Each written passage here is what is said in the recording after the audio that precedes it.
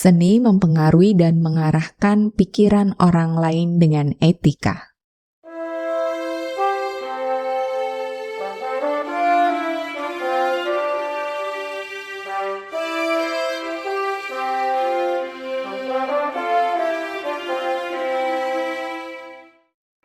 Hai teman-teman pendengar setia, selamat datang di J12 Studio. Hari ini kita akan membahas topik yang powerful tapi penuh tanggung jawab.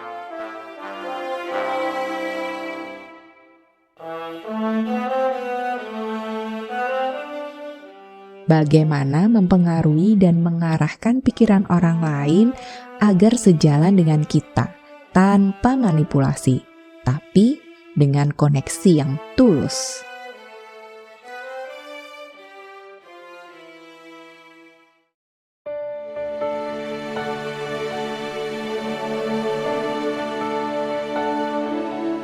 Pernah nggak sih kalian ingin ide atau saran kalian itu didengar oleh atasan, tim, atau bahkan pasangan?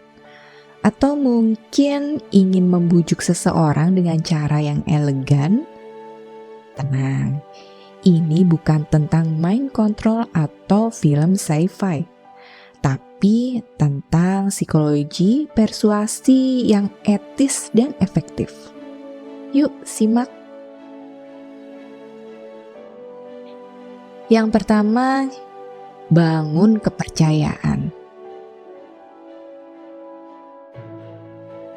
Jadi langkah pertama adalah membangun rapport. Orang cenderung terbuka pada mereka yang mereka percayai. Caranya mirroring. Sesuaikan bahasa tubuh, nada bicara, atau bahkan pola nafas dengan lawan bicara kita. Tapi jangan berlebihan ya, lakukan secara alami. Sebagai contoh, jika rekan kerja berbicara dengan tempo lambat, turunkan kecepatan bicaramu. Nah, jika mereka menyukai data, sampaikan argumenmu dengan angka, bukan cerita. Kemudian yang kedua, gunakan prinsip reciprocity.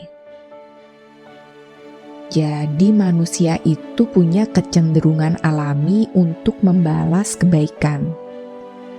Berikan sesuatu bisa berupa bantuan, informasi, atau apresiasi sebelum meminta.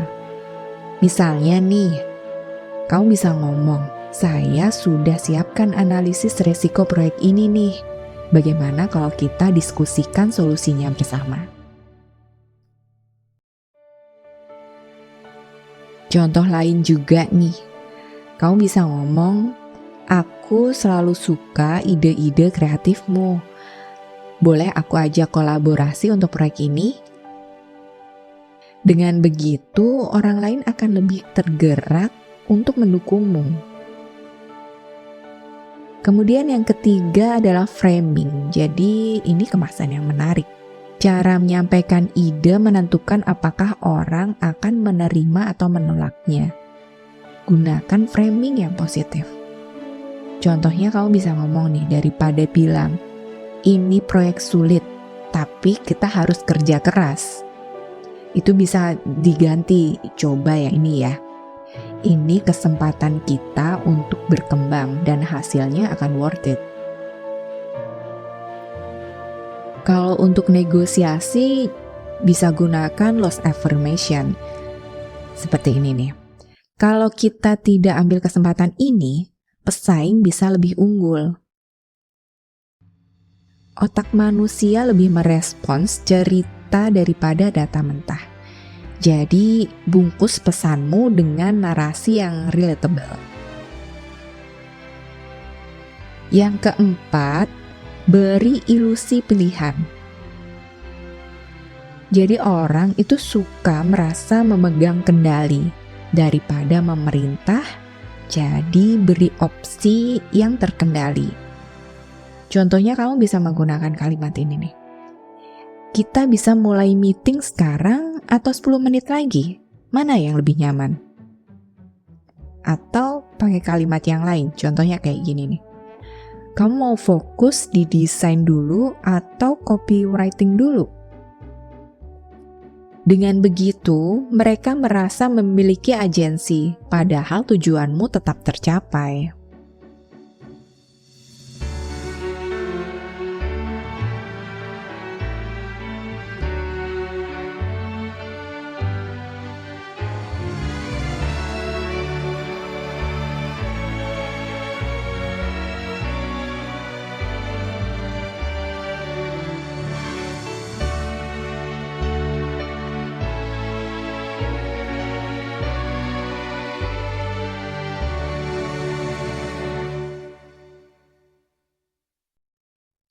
Yang kelima, social proof, yang biasa digunakan kebanyakan orang. Manusia itu adalah makhluk sosial, jadi kita cenderung mengikuti apa yang dilakukan banyak orang. Gunakan testimoni, data, atau penyampaian dengan contoh seperti ini nih. Tim marketing sudah setuju dengan strategi ini, dan engagement-nya naik 40%. Atau contoh lain, bisa seperti ini. Banyak klien memilih opsi A karena lebih hemat waktu. Nah, kalimat seperti ini akan lebih mengurangi resistensi karena orang merasa aman mengikuti kebanyakan orang. Ingat teman-teman, mempengaruhi itu bukan berarti menipu. Ini tentang membangun hubungan yang win-win, di mana kedua belah pihak merasa dihargai. Gunakan teknik ini dengan bijak untuk memimpin, berkolaborasi, atau bahkan meyakinkan dirimu sendiri. Aku yakin kalian juga punya experience yang sama tentang hal ini.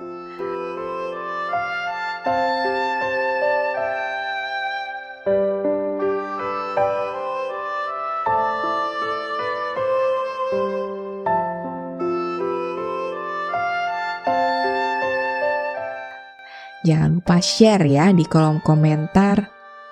Oke, jangan lupa subscribe untuk menemukan energi positif di episode selanjutnya.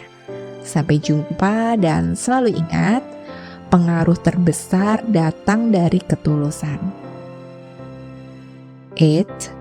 Ada satu tips buat kalian nih. Teknik ini bisa dipakai di dunia profesional, hubungan, atau bahkan parenting. Kuncinya, latihan dan empati.